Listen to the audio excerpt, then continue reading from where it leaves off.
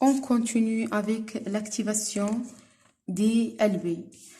Donc, il faut montrer que les LB matures sont donc subis à deux types d'activation. Donc, il y a une activation thymo-dépendante qui représente 80% de la réaction immunitaire immorale. Donc, elle est de type thymodépendante. Qu'est-ce que ça veut dire thymo? Thymo, c'est thymus. Donc, c'est la relation avec les cellules T. L'activation des LB est effectuée en coopération avec les lymphocytes T. Et il y avait une autre réaction, c'est la réaction thymo-indépendante. Dans les LB, directement, elle donne des plasmocytes s'activent et donnent des plasmocytes qui sécrètent des anticorps du type IgM. Représente 20% de cette réponse immorale.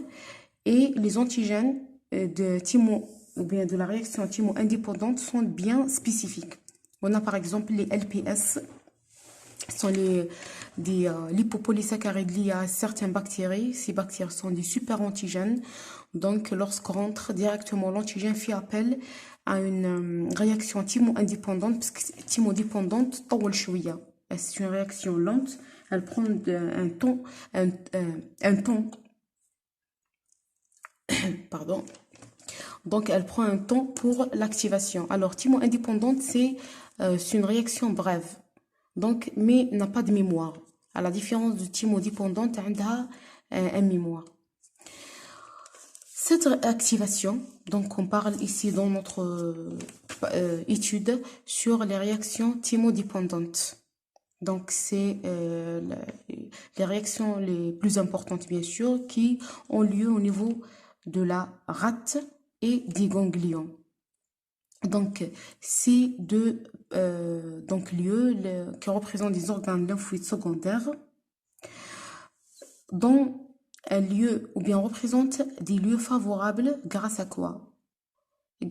Premièrement, la rate et les ganglions sont pleins en antigènes. La rate filtre les antigènes apportés par... Il y avait une erreur. Pardon. La rate filtre les antigènes apportés par le sang. Et les ganglions filtrent les antigènes apportés par la lymphe.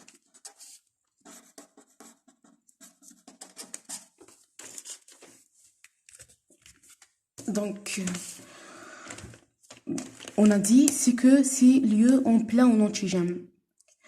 Et également, c'est-à-dire des caractéristiques qui laissent ces lieux sont des lieux favorables pour l'activation et la différenciation. Donc, on a l'existence des CPA, c'est le présentatrice d'antigènes qui captent les antigènes filtrés, soit par le sang ou bien par la lymphe, ou bien des CPA proviennent des lieux infectés et présentent les antigènes ou lymphocytes H, T-helper. Donc, on a des antigènes, soit icono, déjà, ou bien des CPA, existent au niveau de la rate et des ganglions. Lorsqu'il y a un antigène rentre, elle capte cet antigène. Ou bien des cellules CPA, des tissus, yani existent au niveau des tissus résidentes. Lorsqu'elle capte un antigène, elle passe vers la rate et les ganglions pour présenter cet antigène aux lymphocytes et donner la réaction donc adaptative, immorale et cytotoxique. Également, il y a l'existence des follicules lymphoïdes. L'existence des follicules lymphoïdes. C'est quoi les follicules lymphoïdes? Donc, ce sont comme des amas cellulaires. Il y a donc des amas cellulaires formés par une zone périphérique, partie périphérique, qui représente le lieu d'activation. Elle est partie périphérique. Elle est peuplée en quoi? Elle a des cellules dendritiques, des macrophages, des LTH, helper et des LB. Et le centre germinatif. Donc, كامل هذا centre germinatif. Centre germinatif a deux parties. On a la zone sombre ici en bleu et la zone claire au centre en vert. C'est représenté en vert. Et bien sûr, il y a l'existence des cellules dendritiques folliculaires dans la zone claire. Ici, centre 15 des cellules nommées cellules dendritiques folliculaires. Ces cellules dendritiques folliculaires ne sont pas des cellules présentatrices d'antigènes, mais elles ont un rôle. On va voir, il s'agit de quoi leur rôle. Donc, il y a des cellules ont cette forme. Alors, elles présentent comme des dendrites et elles interviennent dans la sélection de l'affinité des LB. Donc, on passe aux étapes de l'activation de la réponse thémo-dépendante. Donc, au niveau des organes lymphoïdes secondaires, il y a la rencontre avec les LB matures et les antigènes. On a dit ici que cette liaison de l'antigène avec le BCR est renforcée par le corécepteur CD21 qui porte le C3D. Donc, on renforce la liaison. Cette liaison représente le premier signal d'activation. Lorsque donc, il y avait un antigène lié, donc qu'est-ce qui se passe? Il y a le passage comment il y avait c'est-à-dire le recrutement de dimères, le recrutement de dimères Ig alpha et Ig bêta et la phosphorylation de leur étame. Cette phosphorylation est effectuée par un tyrosine kinase. Donc, tyrosine kinase activée va fixer des phosphates ici. Le phosphate, après leur fixation, il va recruter des protéines donc de signalisation. Donc, il y a tout un mécanisme complexe. Le résultat, c'est l'expression membranaire de différentes molécules d'adhérence, à savoir les molécules de CMH2. On a le ligand de costimulation B7.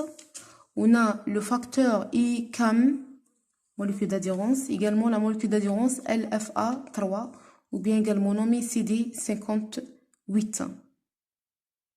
CD58. Comme il y a l'expression membranaire des différents récepteurs. Donc, on a des différents récepteurs qui sont sécrétés. On a le récepteur de l'interleukine 6, l'interleukine 11. On a l'interleukine 10. Donc, on met interleukine 10 R, récepteur, c'est-à-dire récepteur de l'interleukine 6, récepteur de l'interleukine 11, récepteur de l'interleukine 10. Et on a l'interféron gamma également, le récepteur de l'interféron gamma.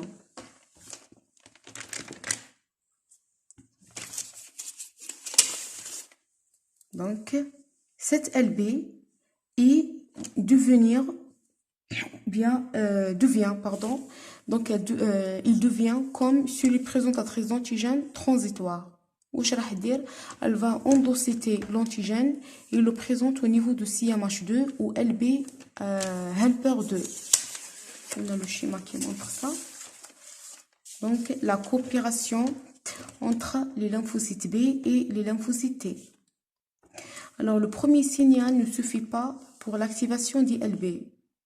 Il y a donc les LB font appel à un deuxième signal. Ce deuxième signal fourni par l'interaction entre les LB et les LT helper de type 2. Donc, si LT helper du type 2, elles reconnaissent par leur TCR CD3, elles reconnaissent l'antigène fixé au niveau du CMH. Donc, il faut qu'il y ait une spécificité entre ce TCR et cet antigène. Il y avait une fixation, puis il y a un synapse immunologique qui s'établit entre les deux cellules. B7 de LB qui est devenir un سيبيا sur le présentatrice d'antigène mais transitoirement يعني بشكل لحظي ou bien غير دائم يعني transitoirement.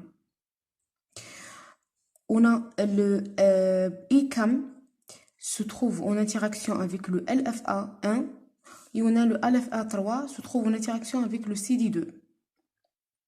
Et si vous vous rappelez, donc on a presque le même synapse immunologique qu'on a vu dans la réaction immunitaire cellulaire entre CPA et cellule helper, LT helper. Donc c'est un synapse immunologique également. Donc alors cette signalisation, bien cette interaction provoque la libération des différentes interleukines.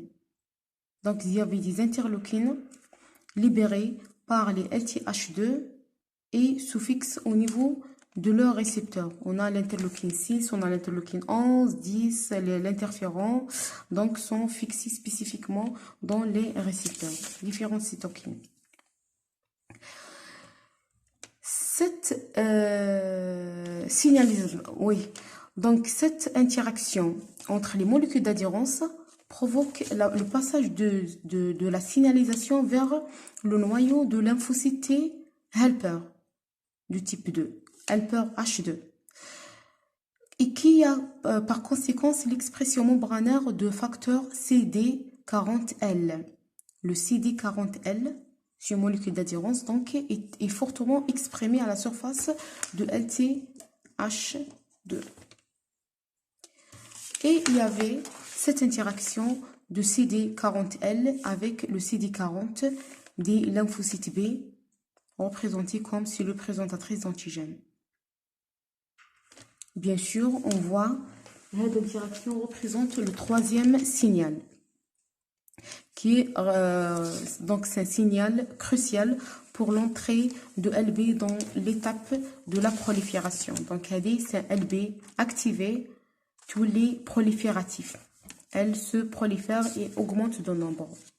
La prolifération est effectuée où?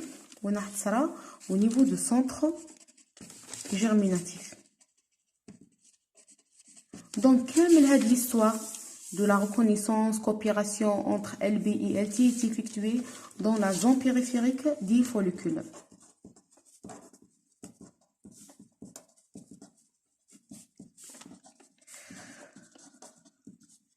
Donc, dans la zone périphérique des follicules lymphoïdes.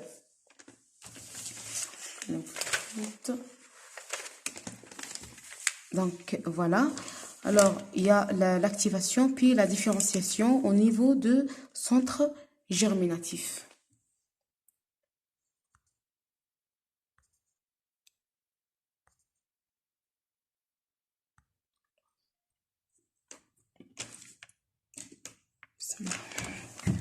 Donc, après l'activation des LB au niveau de la zone périphérique de son germinatif, ici, le périphérie, il y a ce qu'on appelle l'activation.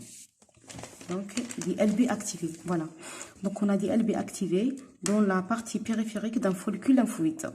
Une fois activée, elle rentre dans le centre germinatif et dans ce qu'on appelle centroblaste.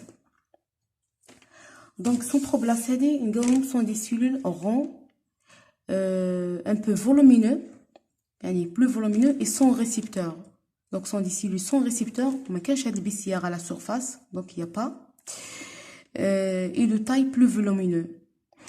Donc, vous voyez, sont un état prolifératif. يعني حتزيد في النمبر تاعها par des méthodes successifs.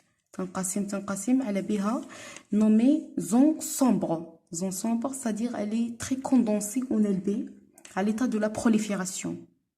Donc, lorsque il y avait cette prolifération, le follicule lymphoïde secondaire, primaire, pardon, il est c'est-à-dire de taille faible, donc devient follicule secondaire, follicule lymphoïde, un follicule lymphoïde secondaire. Donc, primaire et secondaire. Donc, follicule lymphoïde, il compte de petite taille. Lorsqu'il y avait la prolifération après l'entrée d'un antigène, donc il est volumineux, il augmente la taille et devient visible. C'est comme pour les ganglions lymphatiques trouvés dans les aisselles ou là, les amygdales également. Donc, lorsqu'il y a une infection bactérienne, microbienne, il y a le gonflement de ces ganglions. C'est grâce à la prolifération des LB.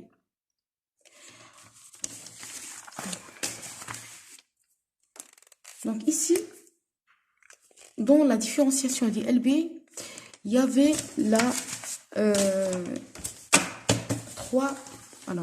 on a trois phénomènes très importants. On a ce qu'on appelle la maturation de l'affinité.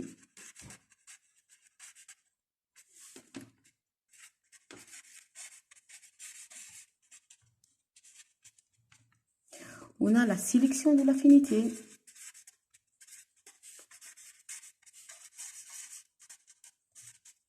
Il y a la commutation de classe.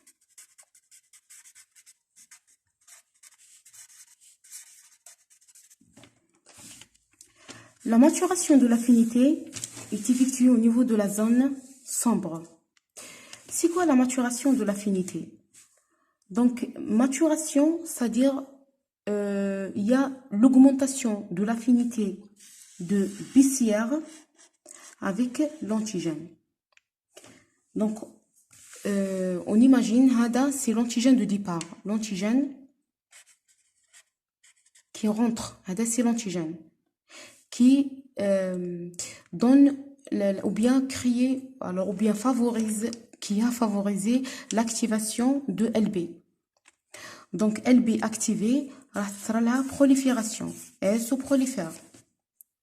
Au cours de cette prolifération, il y a la maturation de l'affinité afin de créer un BCR plus affin que le premier BCR à l'antigène.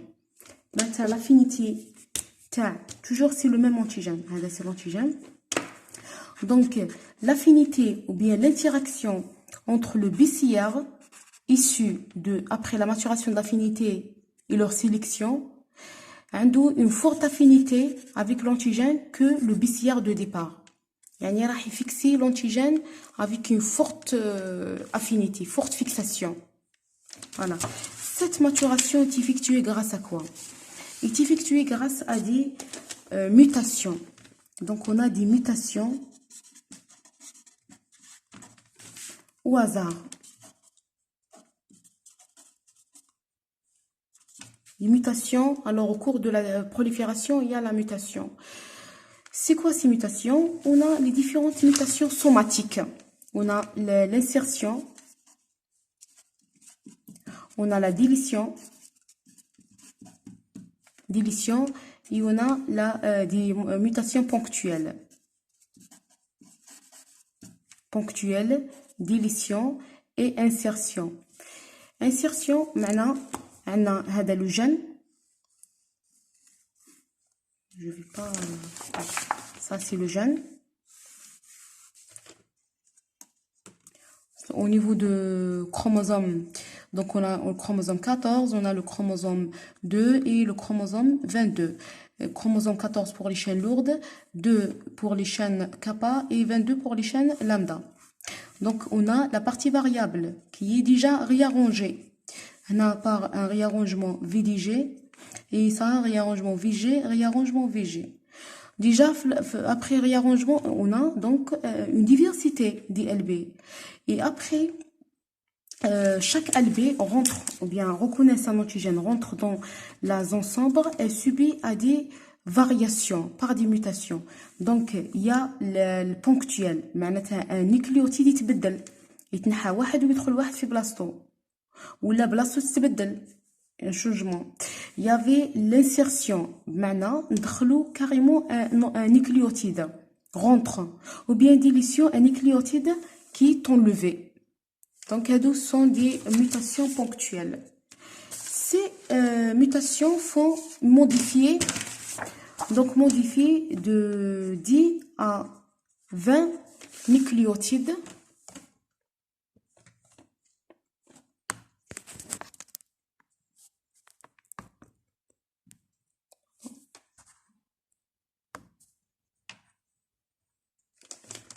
donc modifie de 10 à 20 nucléotides.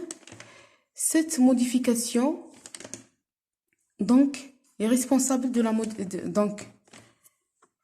la modification d'environ 10 acides aminés. 10 من les acides aminés au niveau de la partie variable راح يتبدلوا pour chaque mutation. Et vous voyez le nombre des biciaires issus.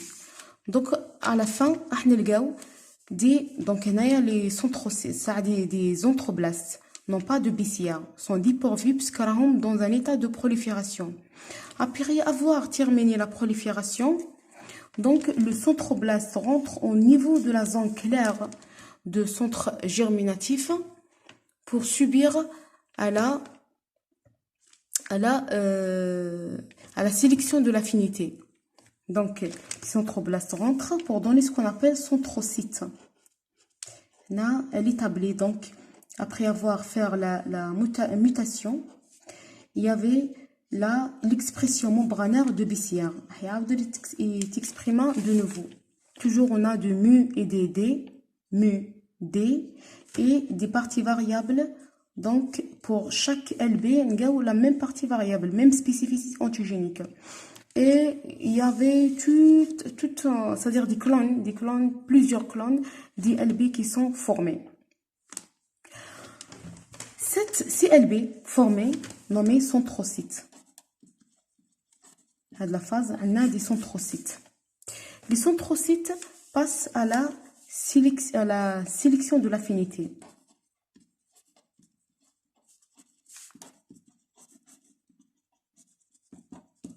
La sélection de l'affinité. La sélection de l'affinité est effectuée grâce à quoi? Grâce aux cellules dendritiques folliculaires. Avec la cellule dendritique folliculaire. Qu'est-ce qu'elle a de la cellule dendritique folliculaire? Donc, elle a des anticorps à la surface. Elle a des anticorps fixés. Ils fixent l'antigène. Donc, l'antigène qui a rentré au niveau de follicule, il fait l'activation de LB ou bien, et des LT. Et alors, cet antigène est porté par les cellules présentatrices d'antigène. Celui même sera être fixé au niveau de ces anticorps. Essentiel fixé, même au faible affinité. Donc, elle le fixe, elle a l'aptitude. Et cet antigène sera être fixé par les centrocytes. Donc, ce sont des centrocytes. Elles fixent par leur biciaire l'antigène.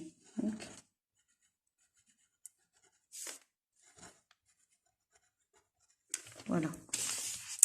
Lorsqu'un centrocyte fixe fortement l'antigène, il y a une grande affinité, donc elles sont sélectionnées. C'est là la sélection.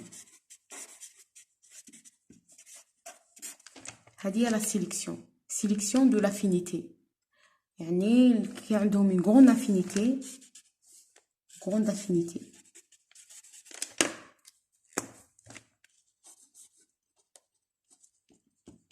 Sont sélectionnés donc et continuent leur maturation pour donner des plasmocytes. Lorsqu'il n'y a pas de fixation, يعني ne fixe pas de fixation ou la faible fixation, donc pas de fixation, ou bien faible fixation, c'est l'apoptose. Ils sont dirigés vers l'apoptose. C'est pour cela les LB formés après l'activation et la prolifération et c'est-à-dire la maturation de l'affinité et la sélection de l'affinité sont plus affins pour l'antigène que les LB de départ. Après la sélection de l'affinité, il y a la troisième étape, c'est la commutation de classe. La commutation de classe. C'est quoi la commutation de classe? La commutation, c'est-à-dire changement de classe de l'anticorps. Et il est changé de type M, ce qu'on a de mu, il change donc pour donner soit reste M sous l'influence des cytokines, ou bien dans des G, ou bien les sous-classes de G, on a le E et on a le A. Mais qu'est-ce que D? Parce que D n'est pas sécrété, mais c'est membranaire. D, on ne trouve pas de D dans le sérum, ni dans les muqueuses, ni alors le D, ce sont des anticorps membranaires dans la membrane des lymphocytes B seulement.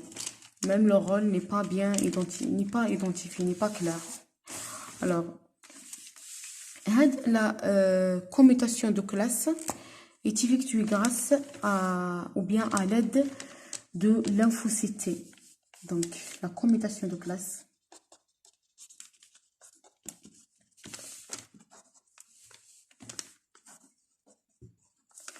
Grâce au LT helper 2. Donc, on a un contact de nouveau avec le centrocyte sélectionné, une affinité sélectionnée. Donc, elle rentre en interaction avec les LTH2 par quoi? Ou bien via quoi? Via le CD40L DLT. Donc, on a les LTH2, le CD40. Alors, les centrocytes, c'est le CD40. Le CD40 et le lymphocyte. Alors, donc, les lymphocytes H2 ont le CD40, le ligand de CD40. CD40L. Et les centrocytes, il y avait le CD40. Voilà, c'est ça. Donc, l'interaction est très essentielle, conduisant à quoi? Conduisant à la sécrétion des cytokines par les LTH2 qui sont bien sûr fixés ou bien reconnus par les centrocytes. Ces cytokines sont des signaux, ils représentent des signaux pour la différenciation de ces centrocytes en plasmocytes qui sécrètent des anticorps. Et selon le type de cytokine sécrétée par les LTH2, on a la commutation de classe vers l'un ou l'autre classe des anticorps. Donc, les LTH2, le rôle ici, c'est quoi? C'est la commutation de classe et également la différenciation des centrocytes en plasmocytes. Donc, on a le schéma ici qui montre les différentes cytokines sécrétées. Donc, ici, on a de l'interleukine INF gamma. Interféron, c'est un interféron, c'est l'interféron gamma lorsque sécrété par les LTH2. Et toujours on a l'interaction entre le CD40L et CD40 des centrocytes. Donc l'interféron gamma conduit à la différenciation de centrocytes en plasmocytes qui sécrètent le deuxième classe de IgG, IgG2 et le IgG3. Le cytokine, lorsque LTH2 sécrète le TGF-bêta, c'est Transforming Growth Factor, c'est un facteur de croissance bêta. Le centrocyte va donner des plasmocytes qui sécrètent le IgA et le IgG2, classe 2 de IgG2. Lorsque l'interleukine est de type 4, donc on a l'interleukine 4, centrocyte dans des plasmocytes qui sécrètent le IgE et IgA1. Également, lorsqu'on a la coopération entre l'interleukine 2, 4, 5, centrocytes dans des plasmocytes qui sécrètent de IgM, etc. Donc, on a des plasmocytes qui sont des cellules volumineuses avec un noyau, avec réticulum endoplasmique rigoureux et appareil de Golgi bien développé, sont bien clairs. On a des ribosomes riches en mitochondries, donc c'est une cellule très active. La machinerie est en pleine d'activité. Comme il y a certains LB dans des LB mémoire. Donc, on a des LB mémoire, donc des anticorps à la surface de forte affinité. Donc, ces LB, lorsqu'il y a un deuxième rencontre de l'antigène, il y avait directement l'entrée dans l'état de l'activation et la prolifération. Donc, directement, elle rentre dans le centre germinatif. Dans le centre germinatif pour être proliféré. Comme il y a des plasmocytes qui migrent vers la moelle osseuse, tu voulais des plasmocytes résidentes, donc, ou bien nommés plasmocytes mémoire, et qui sécrètent des anticorps pendant des longues durées, voire des années, peut-être des années. La réponse immorale également est caractérisée par ce qu'on appelle la première réponse et la deuxième réponse. Donc, on a un schéma, on a vu déjà ce schéma dans les anticorps, le deuxième chapitre des anticorps. Donc, on a la première réponse et la deuxième réponse. La première réponse après l'entrée de l'antigène pour la première fois. Donc, il y avait une phase de latence de la reconnaissance, de l'activation qui est longue. Donc, la phase est longue de 4 à 7 jours. Puis, donc, les anticorps sont bien sécrétés dans le sérum. Premièrement, on a de l'IgM sécrété, puis ce IgM est commuté. On a commutation de classe en IgG.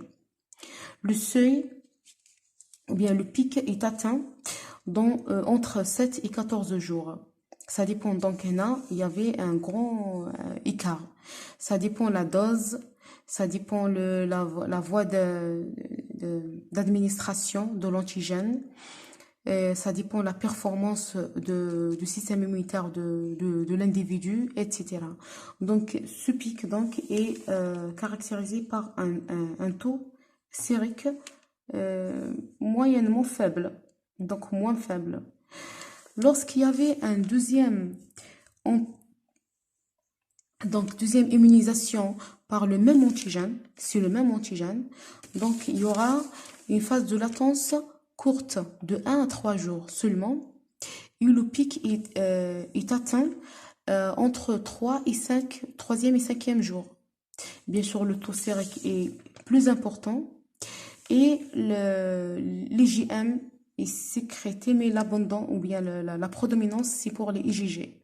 Donc, la première réponse, on a de l'IgM dominant, alors la deuxième réponse, c'est de l'IgG.